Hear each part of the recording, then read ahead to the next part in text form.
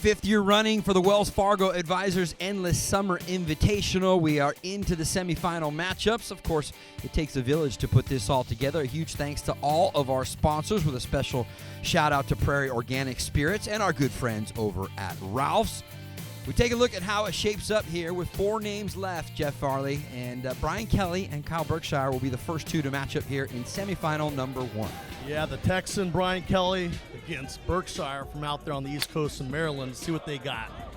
Kelly set the tone in his first quarterfinal matchup by zinging one out there with ball number 1. That is not going to be the case here in the semis, as that one goes high and out of bounds right.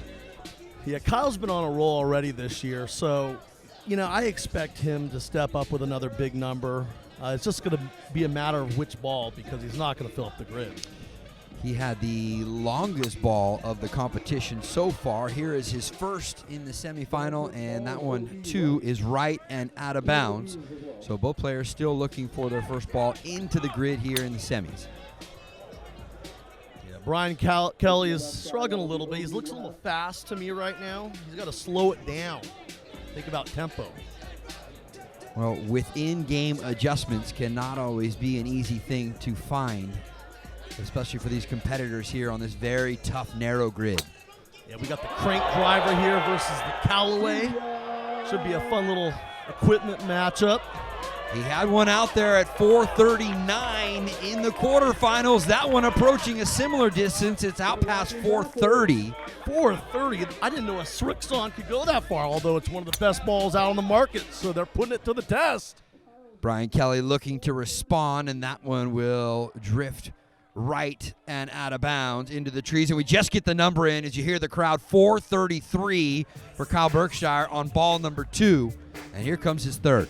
That is a bomb. And, these players are hitting the Srixon XV, which is a performance ball, more like what guys on tour would play. So they're enjoying hitting a premium ball out there.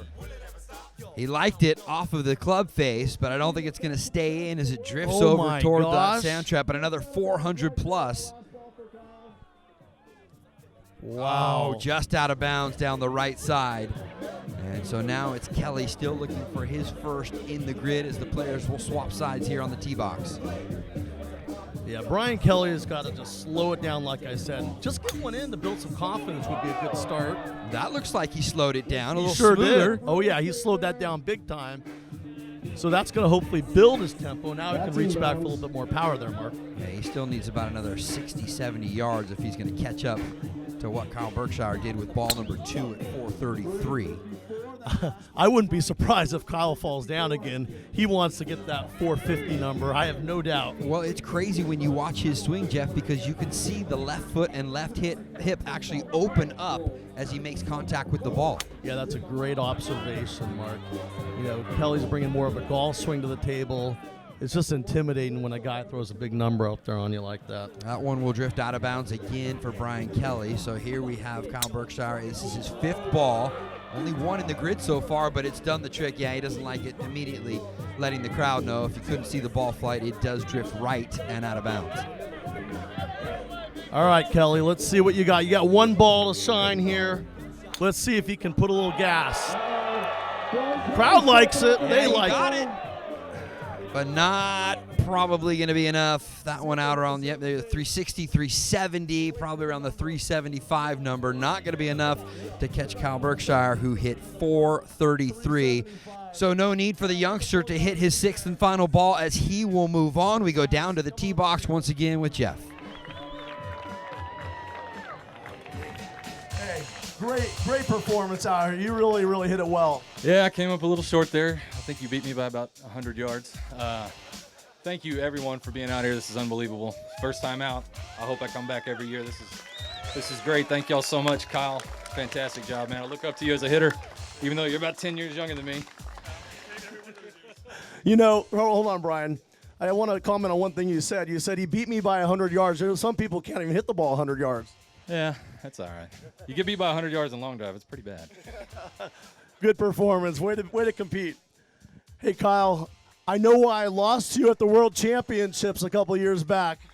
Yeah, just keep trying to groove it and find the center face, flight it well, and keep the spin low and just let it run.